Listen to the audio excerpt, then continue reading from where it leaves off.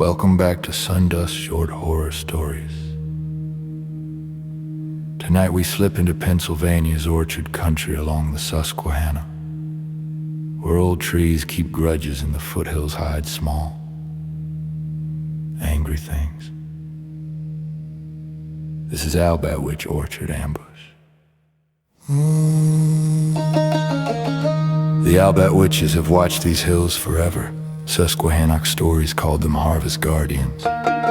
Small, gray-furred, quick as shadows, furious at waste. Settlers named them after the sharp laughs and hurled apple cores. Most call it folklore. Now leave an apple at Chicky's Rock and walk away safe. Mark Hensley ignored the warnings. Last October he drove to an abandoned family orchard off the Conestoga Trail. Rose gone wild since a '68 blight. Gate rusted open. Fruit hung heavy, windfalls rotting sweet in the air. He came for cider money, grabbed a crate and picker pole, started filling. First apple landed ahead, thrown hard, split open, seeds like scattered teeth. Mark froze, looked up, nothing. He laughed, bird, wind, and kept going. Second apple clipped his shoulder, stung like a rock. He spun, gray blur scrambled up a trunk.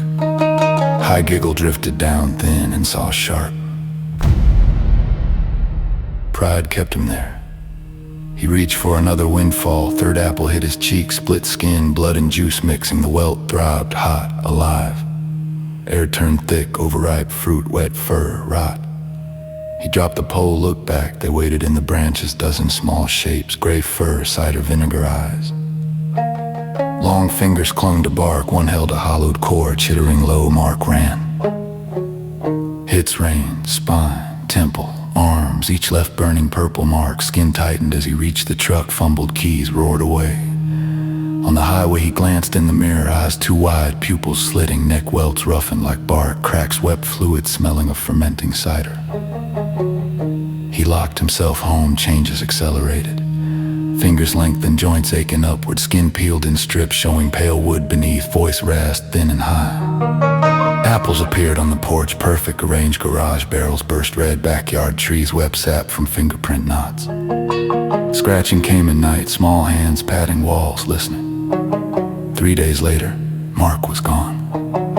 Shoes by the door, laces fused in amber sap, kitchen floor slick with sweet red. One apple on the table, bitten once, core gnawed clean from inside. The Albatwitches aren't monsters, they're caretakers. They mark the greedy, the wasteful, let the land reclaim, skin to bark, blood to sap. The change climbed back to the branches, watching for the next trespasser.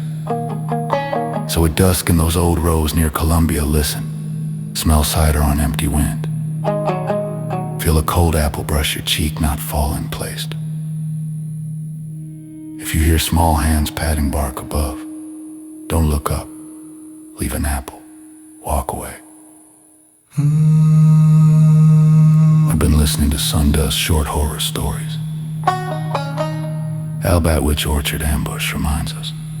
The forest tallies every fallen fruit. If sweetness fills the air where no orchard stands, keep your eyes down. Leave something behind. Until next time, tread light. The trees remember.